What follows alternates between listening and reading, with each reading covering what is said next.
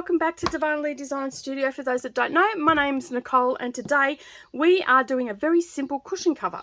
So basically this month we've put out the Down the Rabbit Hole magazine, cross stitch and needlework, and we looked at candle wicking. So I created a small pattern for a cushion cover.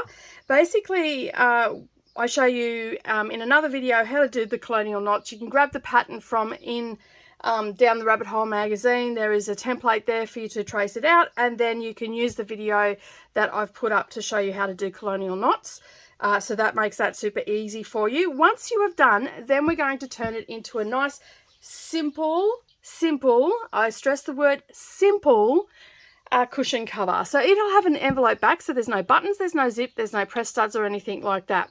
So there are a few things that you're going to need today. You're obviously going to need your stitched out piece, okay, and you can do this for any size fabric. So just basically what I do today, you can make any cushion. So if you've got a really nice fabric that you like and you want to turn it into a cushion cover, well then basically all you need to do is follow these instructions, because you can do it for any size. So as I said, you're going to need your front panel. I've got mine here. You're going to need some fabric for your backing. You're also going to need some fusible fleece.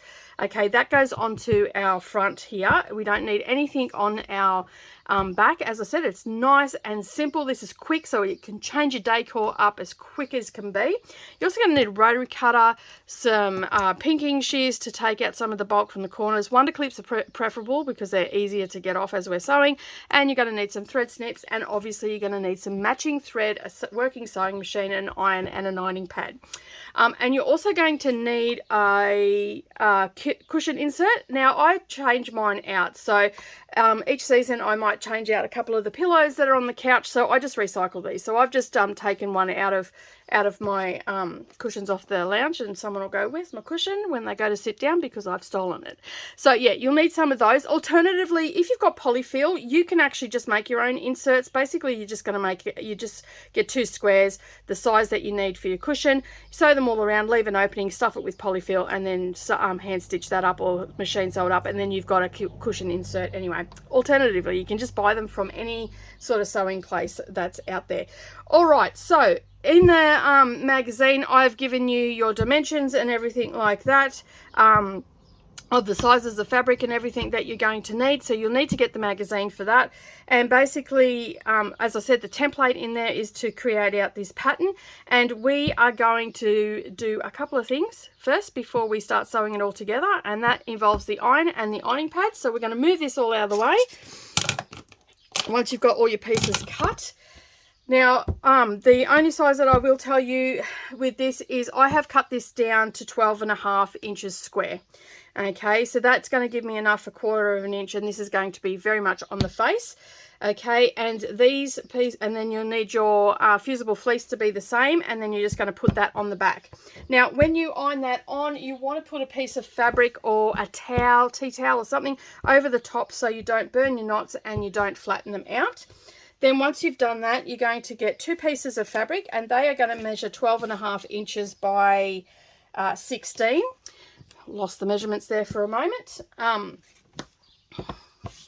And basically we're just going to give them a bit of press. Now we're not putting any sort of interfacing or anything on there for this. It's nice and quick. So I'll just give both pieces a bit of a press as we go. And the beauty about this pattern on the front, we don't have to worry about our fabric being directional or anything like that, except for when we're placing it down, we want both pieces to be going the same way. All right, so the first thing that we're going to do is we are going to take our 12.5 inch, which is our short side, and we are going to fold that over by about 1 inch. And then we're just going to press that into place. And then we're just going to roll that over again. Okay, and that gives us a nice finished edge. And then what we're going to do is we are going to go over to the sewing machine and we're going to stitch 1/8 of an inch all the way along. But before we do that, we're going to do exactly the same thing to our other piece.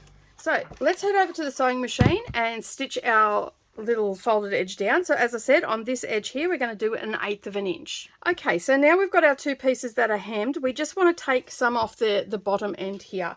Now we want these to be a little bit shorter than our 12.5. So when I measure this, it is sitting at 12 and a bit inches. So what I'm going to do is I'm going to take about an inch off this raw edge down here. Okay, so I'm just going to pop that around and take an inch off.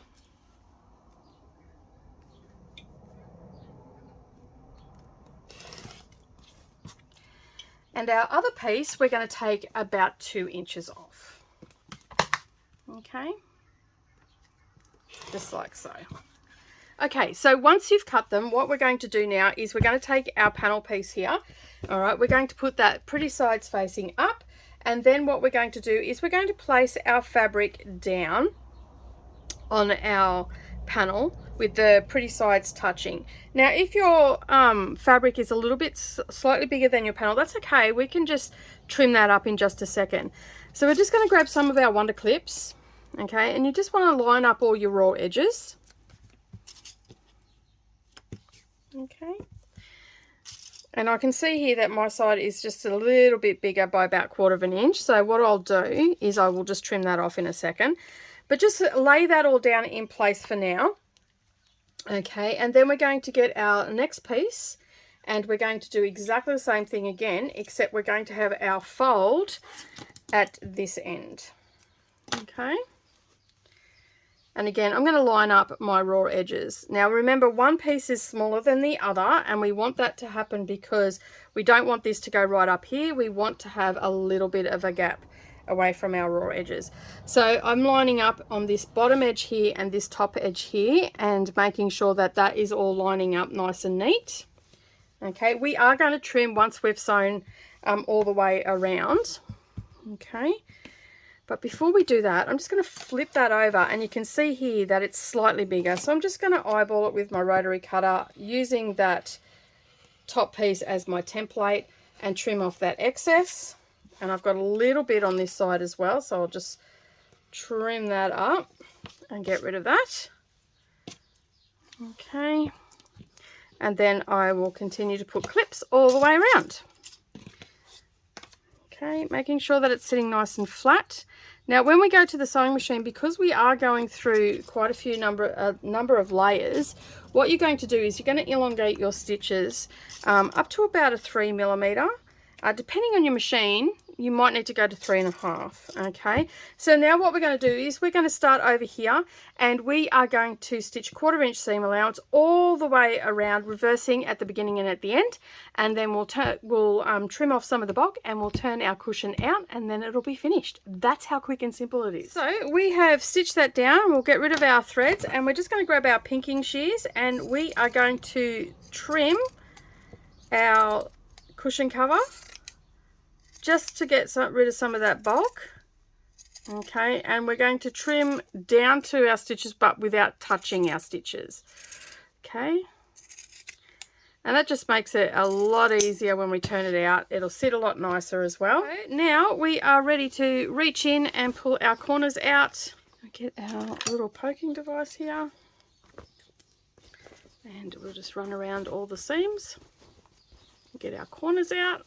We have our nice little cushion cover there. Our back is all done, but first of all we need to give it a really good press, and that way it'll sit a lot nicer when we put our cushion insert in.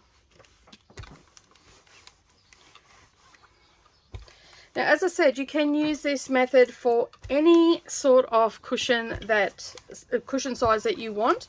Don't forget to add your seam allowances and all that sort of stuff as well.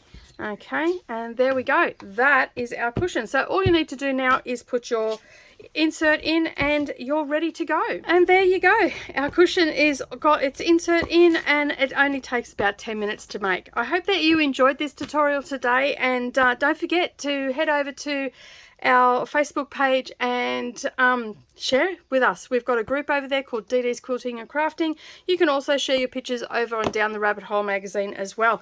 All right, that's it from me today. Have a great day. If you like this video today, don't forget to give it a thumbs up. Also, if you're new here, hit that subscribe button and the little bell icon beside it, and then that way you won't miss out on any future posts. Have a great day, everybody, and I'll see you all again next time. Bye for now.